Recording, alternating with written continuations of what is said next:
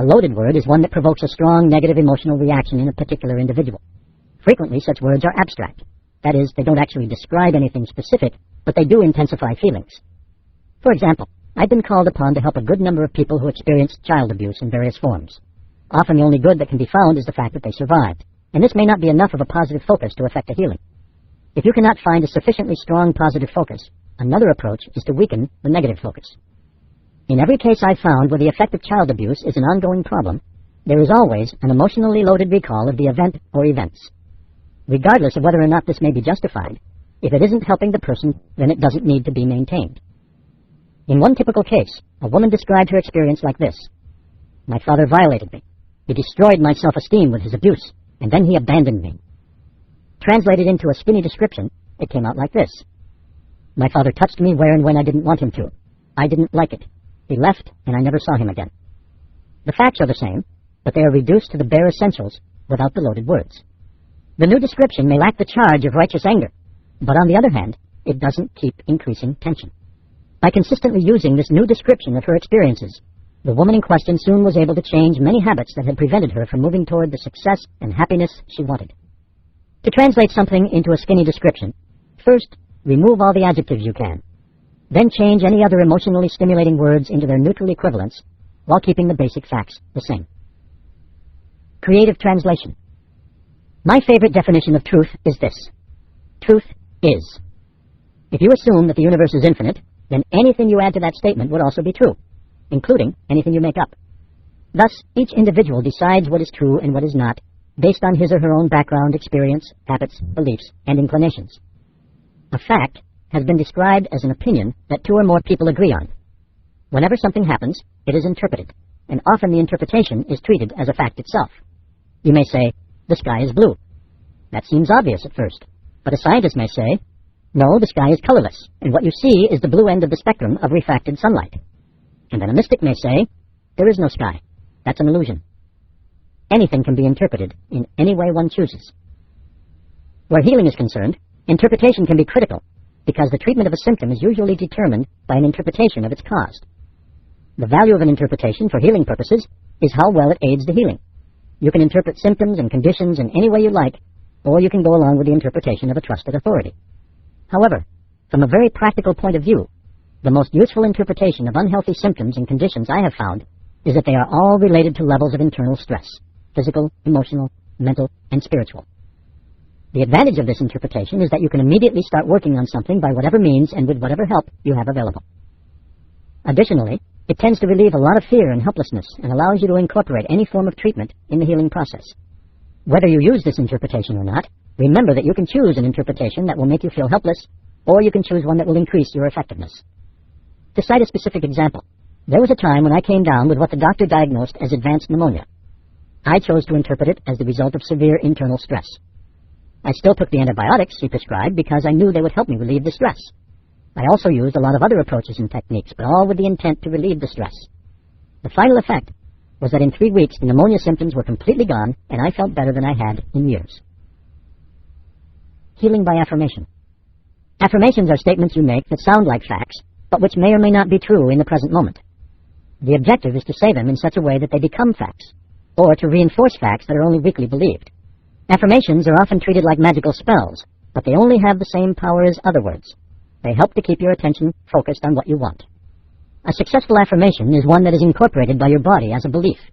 A very successful affirmation is one which helps your body to do what it knows how to do. The ones we're interested in now are those that help your body to heal itself. Many affirmations fail because they're too abstract or intellectual. The body just can't relate to them. There's a world of difference in the effect of an affirmation such as this. Universal energy is flowing through me now and my body is perfect in every way. And an affirmation such as this. Every day, in every way, I'm feeling better and better. Universal energy and perfect in every way are not part of most people's experience, but the body understands feeling better very well. A good affirmation calls on the body's memory to evoke or strengthen existing skills. I am healthy is too abstract, unless the word healthy evokes a very specific memory. And feeling as good as I did when I used to play basketball is very good, especially if you did play basketball and did feel good while doing it. You can also make reinforcing affirmations, such as, my body knows how to get rid of cancer cells, and it's doing so now. My body remembers how to move this arm, and it does it well. How many times do you do an affirmation? As many times as it takes to get an effect. An affirmation is not like taking vitamins once a day. It's more like developing a new habit of mind that translates into a new habit of the body.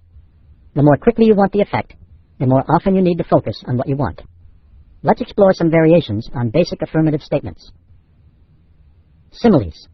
Wonderful healing effects can come from using similes that call up familiar memories. My mind is as calm as a mountain lake.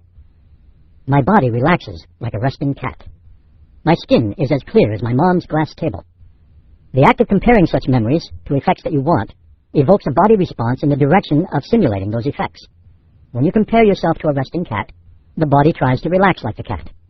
The better, stronger, or more pleasurable the memory, the better the response. Metaphors. The body responds powerfully to imagery, and words are excellent tools for evoking images that will assist the healing. A metaphor is a phrase that describes a symbol, most effectively in the form of a memory enhanced by imagination, which likens one thing to another. For example, I am a tree full of life and strength. My roots receive nourishment from the earth.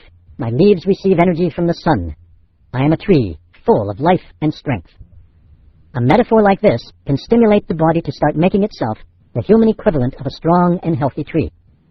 Anything that has qualities or characteristics that you admire can be used for metaphorical healing. Rapidisms. A rapidism is a type of affirmation that consists of repeating a short word or phrase over and over again, very rapidly, until a change occurs. The first time I used this was on a chairlift at a ski resort when my hands were freezing. I imagined a fire in a fireplace and said to myself, my hands are warm, my hands are warm, my hands are warm, my hands are warm, for about 5 minutes, and my hands got toasty warm. Since then, I've used rapidism for a lot of minor ailments as well as emotional states and mental qualities, and it works very well. In workshops, I have people silently repeat, I'm feeling good, for 1 minute, and they're always amazed at the results. I don't know how well it would work on major illnesses, but in theory it should help, and it certainly won't hurt. Radical affirmations. Radical affirmations take a lot of courage because you'll be saying something that is clearly not true. I first learned this from a man who used it for his asthma. He had tried every conventional and alternative approach available, and nothing had helped him. Finally, he got so frustrated, he decided to tell himself, I do not have asthma. I never have had asthma. I never will have asthma. He broke all the rules of good affirmations, but he kept it up every day, all day long, for 6 months, and at the end of that time, his asthma was gone. You may notice that he used a negative in every sentence. Some people say the subconscious doesn't hear negatives, which is silly, because it hears everything. What they probably mean is that saying, I don't have asthma, is like saying, don't think of a pink elephant. In order not to think of it, you have to think of it. Maybe that's why it took 6 months for the man's body to get the message. Even so, the important thing is that with intensive repetition, what started off as a lie became a truth. That statement deserves a little more attention. Certain people have trouble with affirmations because they feel as though they're lying to themselves, even with the most simple kinds of statements. They may ask, how can I say I'm feeling good when I'm not? This is a problem with interpretation and intent. If you interpret an affirmation as a lie and think you're trying to trick your body into getting well, that's bad, and it won't work. If you interpret healing affirmations as guidelines and think you're trying to help your body get well, that's good, and it will work. Healing by direction. Directions are commands, orders, or instructions that you give to your body. In this case, instead of giving your body a statement, you tell it what to do, and, in some cases, how to do it. You are probably already familiar with the idea if you've ever told yourself to relax, or stay calm. You could also say, heal, or get well, or feel good. The really amazing thing is that to the degree you give your directions with confident expectations, and give them right at the onset of symptoms, your body will respond faster than you thought possible. Many times my body has started to produce cold symptoms, back pain, muscle pain, or stiffness, nausea, or headache, and all I've had to say is, stop that, or drop that, and the symptoms have instantly gone away. One time my wife began to get serious flu symptoms, and she said, you stop that, body, I don't have time for that, so you just stay healthy. And the symptoms disappeared instantly. Of course, my wife is a strong woman, and I'm not surprised that her body obeyed without hesitation. I would have too. Short directions are fine, but you can be more creative than that. As with affirmations, directions will work better if they evoke some kind of visual image. Okay, body, I want you to jazz up the immune system, get those lymphocytes in there and clean out the rubbish, and make sure those antibodies clean up and keep out the invaders. I want an immune system that's in good working order. You know what to do. If you need any supplies, just ask. Call on the brain for anything you need. Just get the job done. Thanks a million. You don't have to be formal with your own body. Healing by indirect directions. These are simply pairs of words designed to direct your body's attention to memories or images that will help produce beneficial sensations and feelings. Some examples are water flowing, rain dripping, cool breezes, warm sunshine, ice melting, snow falling, birds singing, lions roaring. They have the best effect when said slowly with a pause afterward, giving time for the image to form itself. If you like, you can add more imagery, such as birds singing in a garden when the sun comes out, after a rain. They are really just brief descriptions of evocative moments, and the body responds to them by creating the associated feelings and sensations. For more specific effects, focus the conscious attention on a particular part of the body while doing this. Think ice melting, for instance, while you hold your attention on an area of tension in your body. Healing by blessing. Blessings are words that have the effect of increasing one's focus of awareness or intent. There are two kinds of blessings, affirmational or directional. Affirmational blessings are like compliments. They can take the form of appreciation, as in thank you, acknowledgement, as in good job, and admiration, as in you sure are a clever body. Both you and your body are motivated to repeat and improve behavior that brings pleasure, and compliments feel good. You can bless your body for regrowing cells, mending wounds, breathing, circulating blood, cleansing itself, cooperating with medicine or other intervention, and whatever you can acknowledge as a good action on its part. It may seem a bit strange at first to say thank you to your own body for doing something that is natural to it. However, a great deal of experience by a great many people has shown that the more you consciously appreciate what your body does, the more it does of what you appreciate, and the better it does it. Essentially, you are rewarding good behavior, and this is always the best way to train animals and children as well as bodies. In showing appreciation, mentally or vocally, don't be afraid to be extravagant either. Hey, you lost 2 pounds. That's great. Keep it up. Praise is its own reward. I know it sounds peculiar, but your body really does like to be praised.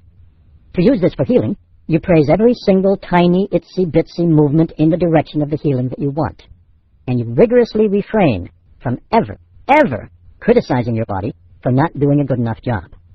The results may or may not be immediately apparent, but over a period of time you will start to notice definite improvements. You don't have to limit yourself to blessing your body. Just as your body responds to a metaphor, so it will respond to a blessing or compliment that you give to anyone or anything. It's as if your body takes every compliment you give personally and feels better and does better because of it. In a variation I call saturation blessing, you bless every good thing you can remember and every good thing around you without a break for as long as you can sustain it. If you do take a break, you go back to the blessing as soon as you can. One man I introduced to this technique was able to rid himself of a long-time pattern of asthma in less than a week, and I used it myself to heal a knee injury in less than 15 minutes. Can you use blessings for emotional healing? Yes, but in this case you show appreciation to your own mind for noticing any good in yourself, the world, or other people, and for any positive displays of mental abilities or faculties. For example, hey mind, you solved that problem very well. Thank you for noticing the beauty of those flowers. Or, it's good that you're able to forgive that person at least a little bit. And so on. The effect of this is to lower mental stress, thereby making emotional conflicts easier to resolve. This might even seem stranger than talking to your body, but it works, even if you never figure out who's doing the blessing. Directional blessing can be compared to wishing someone well. Bon voyage is a directional blessing, as is bon appetit, and enjoy. May the wind be always at your back is part of an Irish blessing for good fortune on a journey, and get well cards are a form of directional blessing for health. To apply this kind of blessing for self-healing in the most effective way, you use the form, do this, so that. To your body you might say, take this medicine and use it to help strengthen our immune system, so that we can feel stronger and enjoy a walk in the woods. To your mind you might say, settle down and keep your attention on the present moment, so that we can feel more peaceful and think more clearly.